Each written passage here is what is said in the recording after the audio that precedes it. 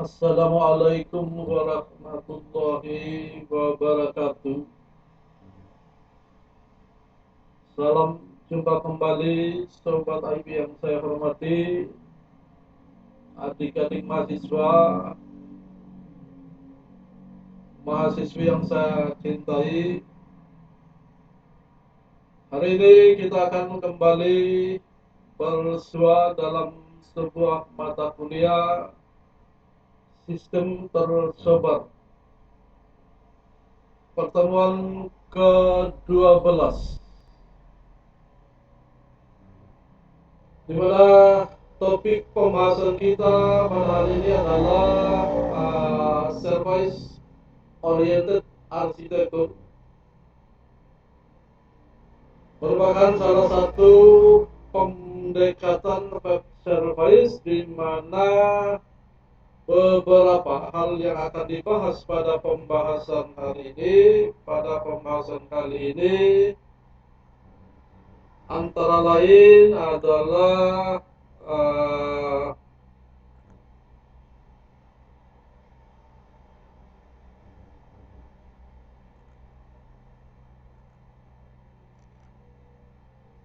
penjelasan tentang apa itu maksud daripada service oriented architecture. Kemudian dilanjutkan dengan membahas tentang karakteristik daripada service oriented architecture. Kemudian dilanjutkan dengan pola service oriented architecture dan implementasi daripada service oriented architecture.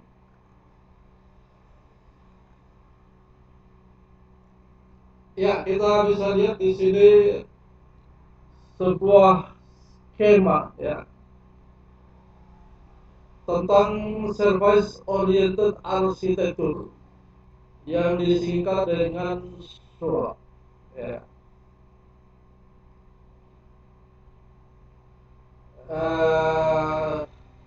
Saat ini yang disebut dengan SOA ini sudah berkembang pesat, ya, sedang berkembang pesat karena beberapa aspek yang akan dibahas pada mata kuliah ini, antara lain adalah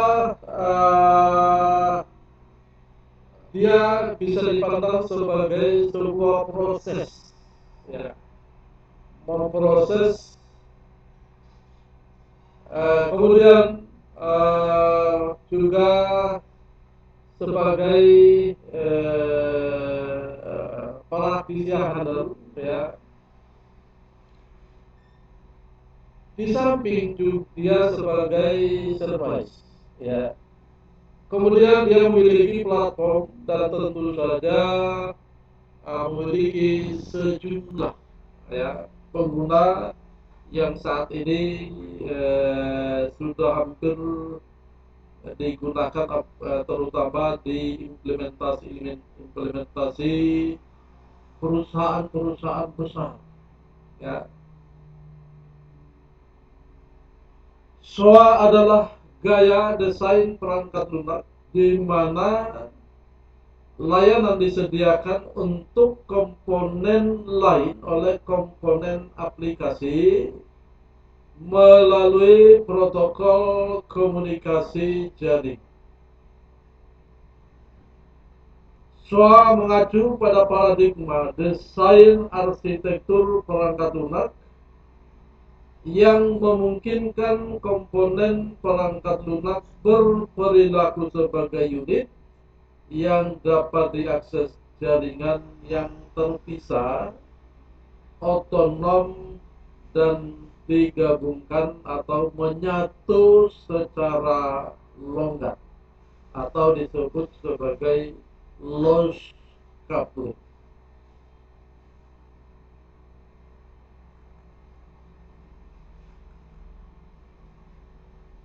Apa karakteristik daripada SOE? konsep yang mendefinisikan arsitektur berorientasi layanan atau service oriented arsitektur bervariasi dari satu perusahaan ke perusahaan lain.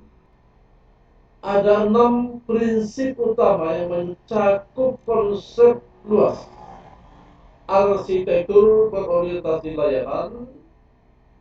Nilai-nilai inti ini meliputi pertama nilai bisnis, ya. Jadi dia memiliki nilai bisnis yang luar biasa. Kemudian dia memiliki tujuan strategis. Kemudian dia merupakan interoperabilitas intrinsik. Kemudian berbagi layanan atau layanan berbagi, memiliki sifat fleksibilitas dan terus berevolusioner sebagai penyempurnaan evolusioner.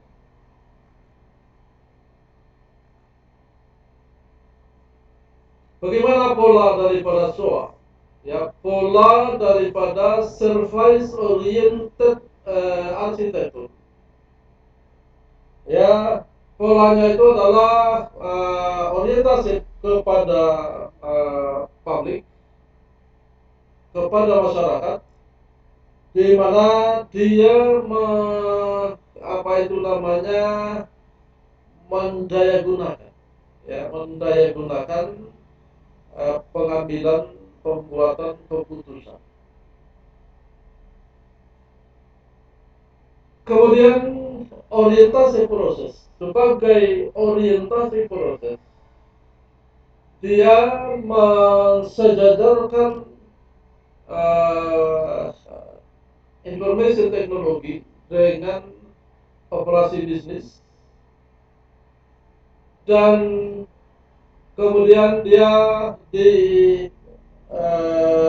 orientasi platform. Di orientasi platform itu meningkatkan, ya, memperbaiki, meningkatkan efisiensi operasional, dan kemudian di orientasi praktis, ya. Di orientasi praktis itu dia memanfaatkan metodologi praktis yang terbaik, ya. Jadi itulah pola daripada service oriented arsitektur berorientasi pelayan, ya. Itulah arsitektur berorientasi pelayanan.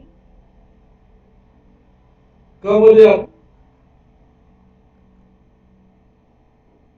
ada 3 peran di setiap blok bangunan arsitektur berorientasi layanan. Pertama, penyedia layanan, ya. Ini seperti broker layanan, registrasi layanan, repositori layanan. Kemudian ada pemohon atau konsumen layanan. Penyedia layanan bekerja sama dengan registrasi layanan, memperdebatkan mengapa dan bagaimana layanan yang ditawarkan, seperti keamanan, ketersediaan, biaya apa, dan banyak lagi yang diperdebatkan. Peran ini juga menentukan kategori layanan dari jika perlu. Kategori layanan dan jika perlu ada perjanjian perdagangan. Pialang layanan atau broker layanan membuat informasi mengenai layanan tersedia bagi mereka yang meminta. Ruang lingkup broker ditentukan oleh siapapun yang mengimplementasikan. Kemudian pemohon layanan menempatkan entry di register broker dan kemudian mengikatnya ke penyedia layanan.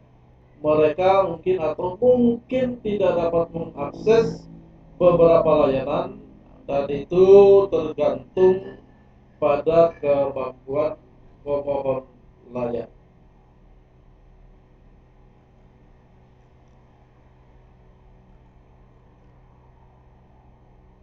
Kemudian implementasi daripada service oriented architecture. Arsitektur berorientasi layanan ketika datang untuk menerapkan arsitektur berorientasi layanan, ada berbagai macam teknologi yang dapat digunakan. Tergantung pada apa tujuan akhir Anda dan apa yang ingin Anda capai. Biasanya arsitektur berorientasi layanan atau service oriented architecture diimplementasikan dengan layanan web. Ya, maka tadi kita katakan sebagai web service atau paling tidak merupakan bagian daripada web service karena induk pelayanannya ada di layanan web. Ya. Di mana di pelayanan web ini dibuat blok bangunan fungsional yang dapat diakses melalui protokol internet standar. Contoh standar layanan web adalah SOAP yang merupakan singkatan dari Simple Object Access Protocol. Singkatnya, SOAP adalah spesifikasi protokol pengiriman pesan untuk pertukaran informasi terstruktur dalam implementasi layanan web di jaringan komputer. Pilihan lain untuk menerapkan arsitektur berorientasi layanan termasuk di sini adalah yang disebut DINI, ya, Korba, Cobra, ya, Cobra dan REST.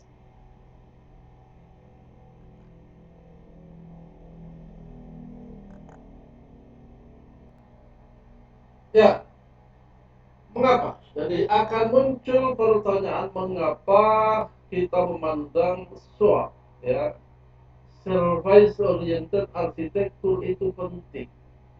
Ya. Jadi kita perhatikan bagaimana. Jadi ini kita seperti melihat bagaimana perbedaan antara pendekatan terstruktur dengan pendekatan berorientasi objek, ya, di mana dalam struktur kita mendapati kata kunci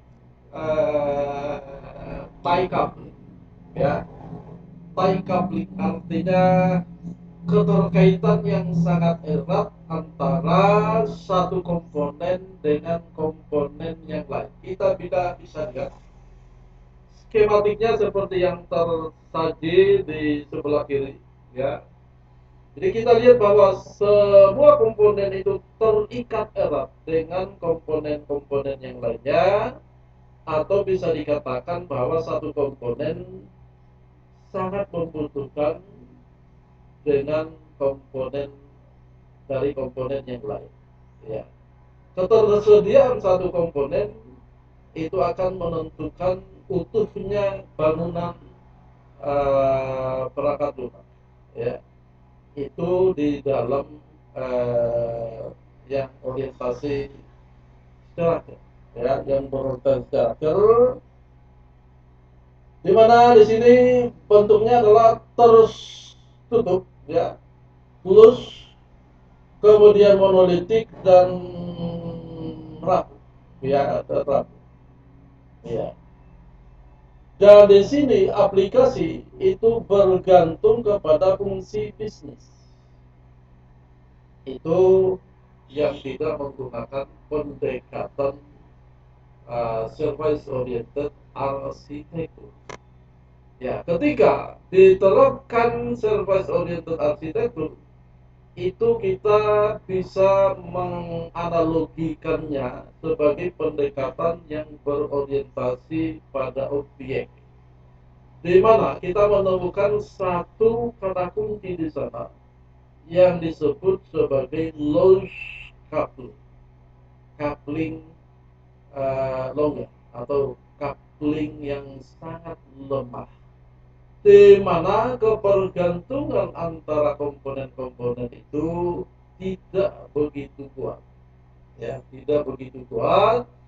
Maka kita lihat secara skematiknya antara satu komponen dengan komponen yang lain itu seperti komponen-komponen yang saling terpisah, tetapi komunikasi antara satu komponen dengan komponen yang satu dengan komponen yang lain terjadi begitu lancar karena dia adalah share service, kemudian collaboration, interoperable, dan integrate, ya, terintegrasi, ya. Itu pada saat kita telah menerapkan apa yang disebut dengan service oriented architecture.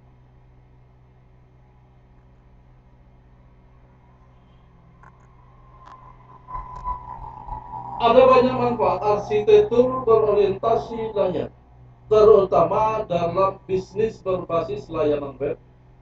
Antara lain, arsitektur berorientasi layanan untuk membuat kode yang dapat digunakan kembali. Jadi di sini ada reuse. Ya, mungkin boleh membayangkan sebuah pendekatan yang disebut dengan reusable component. Ya, reusable component di mana kita tidak perlu membuat lagi baru, dan itu adalah salah satu karakter daripada object oriented design, ya. Kemudian arsitektur berorientasi layanan untuk mempromosikan interaksi. Kemudian arsitektur berorientasi layanan untuk skalabilitas. Ini penting di sini, ya, bahwa kemampuan yang minim dari perangkat itu masih tetap bisa digunakan dan akan sejalan dengan meningkatnya skala penggunaan, volume penggunaan, maka dia dapat disesuaikan atau diskalabilitaskan. Artinya bisa diperbarui komponen perangkatnya, bisa di-upgrade atau bisa disinergikan dengan perangkat yang lain. Kemudian arsitektur berorientasi layanan untuk mengurangi biaya. Ya.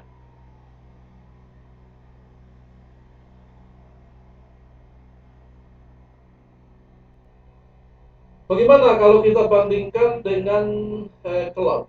Ya. Jadi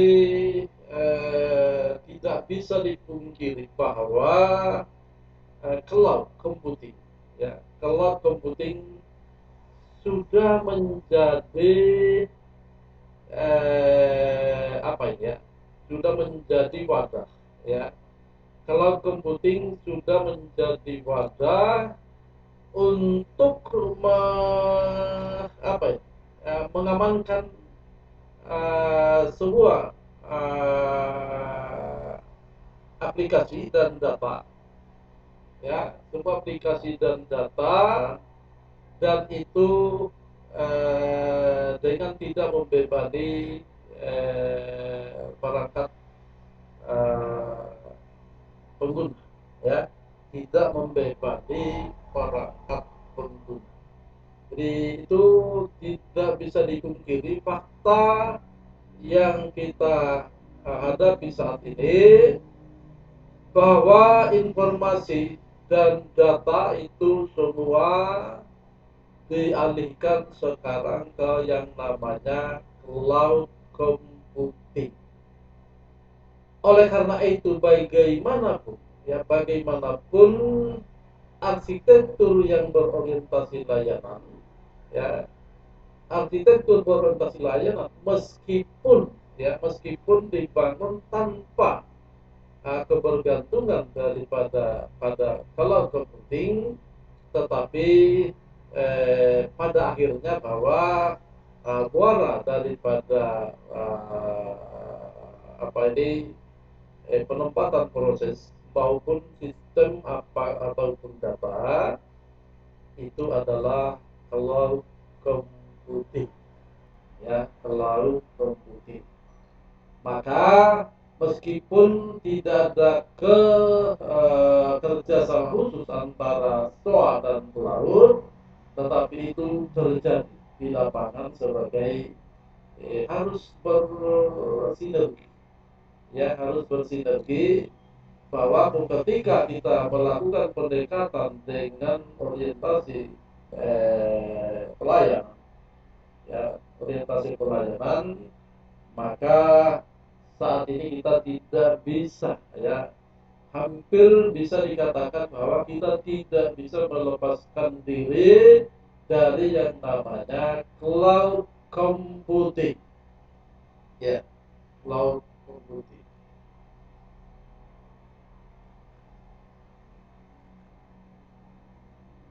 Bagaimana dengan microservice architecture? Ya. Layanan mikro juga dikenal sebagai arsitektur layanan mikro, adalah gaya arsitektur yang menyusun aplikasi sebagai kumpulan layanan otonom kecil, dimodelkan di sekitar domain bisnis. Ya. Meskipun layanan mikro dan arsitektur berorientasi layanan serupa dalam beberapa hal, perbedaan utama terletak pada fungsi. Layanan jelas merupakan komponen utama dari keduanya. Jadi kita lihat bahwa bagian service daripada SOA, arsitektur maupun microservice itu berbeda, ya. Di beberapa tahapan, dimulai dari network, storage, kemudian hypervisor, kemudian operating system, kemudian lanjut runtime environment, itu masih sama. Tapi selanjutnya application server maupun aplikasinya itu menjadi berbeda, ya menjadi berbeda. Jadi susunannya kita lihat bahwa ini bentuk digambarkan sebagai paralel, ya bahwa kita harus menempatkan bagian untuk melakukan pelayan, ya proses pelayan. Sementara pada soal arsitektur itu seperti kita melihat dia berada di bawah satu atap, ya. Jadi orientasi pelayanan terpusat, ya orientasi pelayanan dia terpusat, ya. Jadi kalau ini ya terbagi-bagi, ya kita lihat dari bentuknya, ya bentuk strukturnya, ya. Itulah perbedaan antara SOA dan MSA, ya SOA dan MSA. Oke.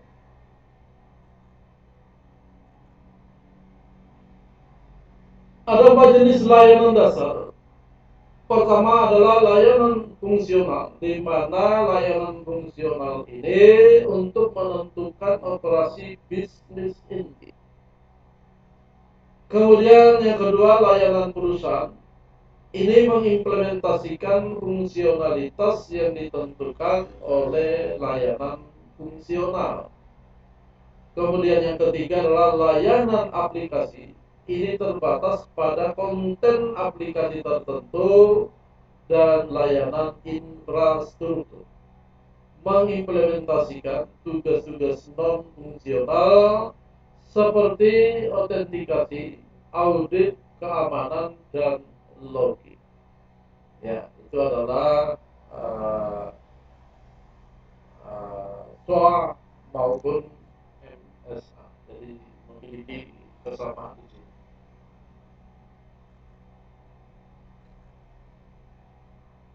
Bagaimana SOA bekerja?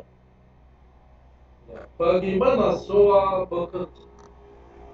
Dalam SOA, komponen perangkat lunak berfungsi sebagai unit yang digabungkan secara longgar. Jadi LOS, ya, LOS coupling. Unit-unit ini menyediakan layanan atau data menggunakan protokol jaringan, menjadikannya independen dari vendor atau sistem teknologi berpemilik. Layanan ini dapat menjadi tugas independen, berulang dan mandiri dari fungsionalitas sistem global. Anggap layanan ini sebagai blok bangunan layanan konsumen besar, di mana setiap fitur terdiri dari beberapa layanan kecil yang dapat dikembangkan, dikelola, dimodifikasi, dan diganti secara independen dari komponen yang lain.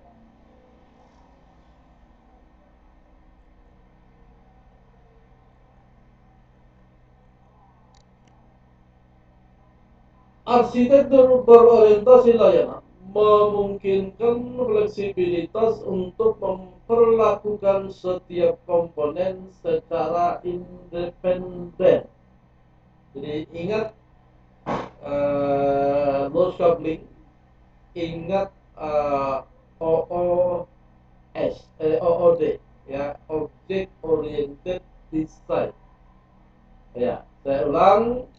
Arsitektur berorientasi layanan memungkinkan fleksibilitas untuk memperlakukan setiap komponen secara independen dari layanan global yang memerlukan komponen tersebut.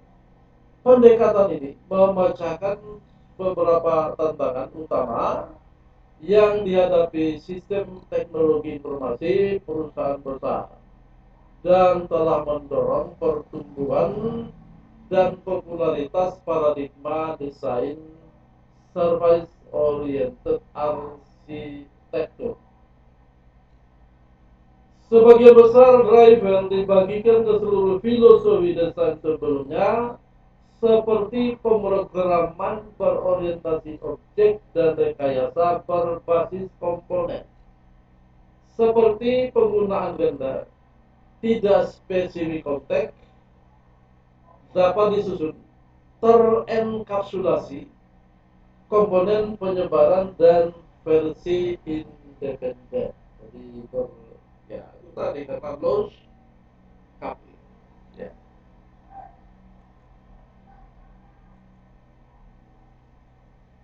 Dalam SOA, komponen perangkat lunak berfungsi sebagai unit. Oke, saya kira ini berulang ya. Istilah coupling longgar mengacu pada klien layanan dan kemampuannya untuk tetap independen dari layanan yang dibutuhkan. Bagian terpenting dari konsep ini adalah bahwa klien yang dengan sendirinya dapat menjadi layanan, dapat berkomunikasi dengan layanan meskipun mereka tidak terkait erat. Komunikasi yang difasilitasi ini dicapai melalui implementasi antarmuka tertentu yang mampu melakukan tindakan yang diperlukan untuk memungkinkan transmisi data. Contoh dari peningkatan kemampuan untuk berkomunikasi tanpa batasan layanan ini melibatkan bahasa pengkodean yang digunakan oleh layanan ini. Ada berbagai bahasa yang berbeda dari mana platform perangkat lunak dibuat, dan tidak semua bahasa ini dapat berinteraksi dengan lancar. tanpa mengalami masalah komunikasi. Dengan menggunakan SWOT, ya, Service Oriented Architecture, klien tidak perlu memahami bahasa yang digunakan oleh layanan, melainkan mengandalkan antarmuka terstruktur yang mampu memproses transmisi antara layanan dan klien.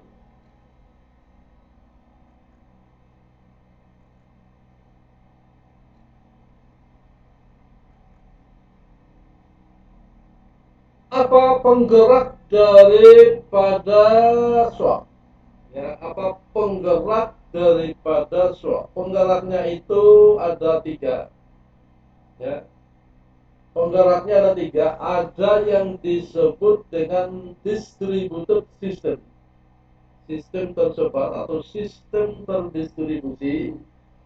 Kemudian owner limitation, keterbatasan pemilikan. Ya, jadi apa ya istilahnya sekarang itu disebut go public, ya, go public. Kemudian heterogenitas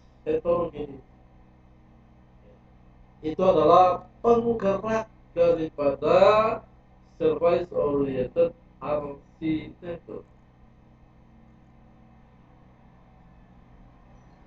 Solusi teknologi informasi perusahaan modern dibangun di atas berbagai lapisan teknologi yang terus berkembang. Komponen baru terintegrasi dari sistem lama diperbarui.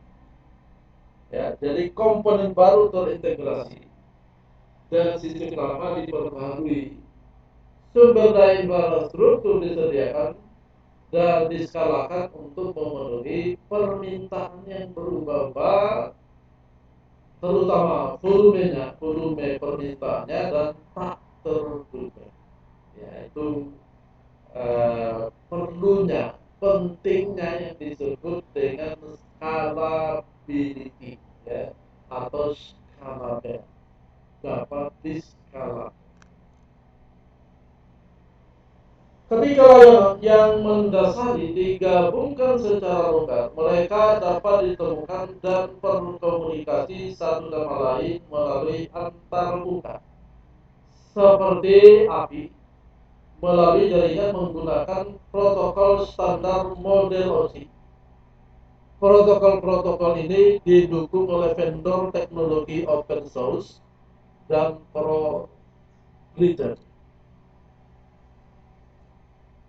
Merancang arsitektur perangkat lunak secara khusus dengan keterbukaan dan standarisasi untuk berinteraksi dengan berbagai layanan adalah keharusan yang diperlukan untuk jaringan terdistribusi skala besar. Dan itulah ringkasan untuk sistem terdistribusi sebagai penggerak pertama daripada suatu. Yang kedua tadi disebutkan sebagai pembatasan atau batasan kepemilikan. Penggerak yang kedua, organisasi bisnis berlangganan layanan berbasis cloud untuk kenyamanan penyediaan sumber daya perangkat keras tanpa melakukan pekerjaan berat apapun, ya, kayak saat ini, ya, seperti yang diiklankan ya, jadi ya kita tidak perlu berantri-antri lagi di bank, tidak perlu lagi ke ATM. Transaksi bisa dilakukan sambil baring-baring di tempat tidur. Maka apa yang kita inginkan datang ke tempat kita, ya, itu yang terjadi saat ini. Solusi cloud dioperasikan dan dikelola oleh vendor pihak ketiga, sementara pelanggan mengakses layanan melalui antarmuka web. Pelanggan ini juga harus memastikan bahwa layanan cloud berinteraksi dengan sistem mereka yang ada dan dengan aset data mereka tanpa batasan teknis seperti integration, performance, dan standardization isi. Ya, dari terintegrasi ya performance yang luar biasa yang hebat yang dapat diandalkan kemudian menyangkut isu-isu yang standar ya. Kemudian vendor cloud di sisi lain hanya dapat menawarkan kontrol dan visibilitas terbatas ke dalam komponen perangkat keras yang memberi daya pada layanan cloud mereka. Konflik dalam domain kepemilikan komponen yang mendasari ini merupakan faktor pendorong layanan dalam sistem berdistribusi untuk berinteraksi satu sama lain tanpa memerlukan kepemilikan dan kontrol atas komponen tersebut. Pelanggan layanan cloud tidak dapat mengubah perilaku infrastruktur cloud. Demikian pula, penting bagi vendor untuk memodifikasi komponen sistem kecil tanpa harus memodifikasi fungsionalitas seluruh sistem. Itu adalah batasan kebutuhan dan ya itu adalah model daripada object oriented design.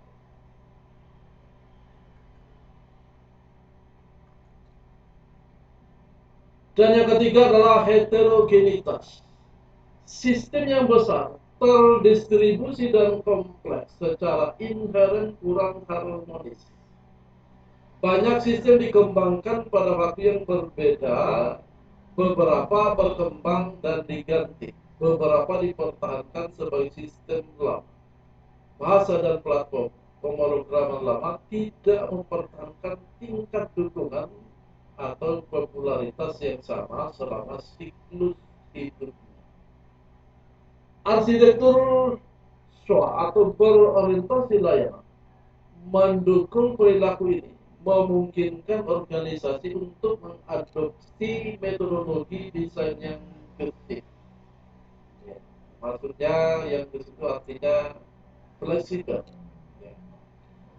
Heterogenisasi seluruh arsitektur itu sendiri bukanlah tujuan SWA, tetapi memastikan praktik seperti keragaman vendor, platform agnostik, bahasa pemrograman. Ya, jadi itulah pendorong yang ketiga, heterogenitas. Ketika beragam layanan dapat dioperasikan, organisasi dapat menghindari penguncian vendor dan membangun layanan independen yang dapat dimanfaatkan tanpa harus memodifikasi atau mengontrol komponen dan layanan yang mendasari. Tidak ada keraguan bahwa sebagai teknologi aplikasi web terus berkembang, lebih banyak bisnis akan memanfaatkan kekuatan SWA. Dengan beralih ke protokol komunikasi standar, para insinyur akan dapat membuat aplikasi perangkat lunak tanpa harus khawatir tentang bahasa di mana platform dibangun. Dan sebaliknya, dapat mengandalkan interoperabilitas yang dibuat oleh struktur SWA. Terakhir, SWA dapat membantu memastikan bahwa aplikasi dapat diskalakan dengan mudah sekaligus mengurangi biaya yang sering dihadapi saat mengembangkan solusi layanan bisnis. Ya. Kembali ditegaskan pentingnya skalabilitas, ya, pentingnya skalabilitas. Artinya bahwa kita tidak perlu mengganti perangkat yang tentu saja harganya super mahal untuk menyesuaikan dengan kebutuhan baru kita, tetapi cukuplah dengan skala bill, ya, skala bill seperti mengupgrade kemampuan atau mensinergikan dengan perangkat yang lain. Ya, itu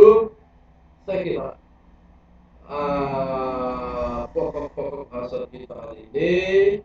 Silakan dicermati lagi, direview lagi di kapan saja, karena ini video bisa diakses kapan dan di mana saja. Ya, saya kira pertemuan kita hari ini cukup sekian. Ya, cukup sekian. Saya akhiri. Billahi taufiq wal hidayah. Wassalamualaikum khairat. Wassalamualaikum warahmatullahi wabarakatuh.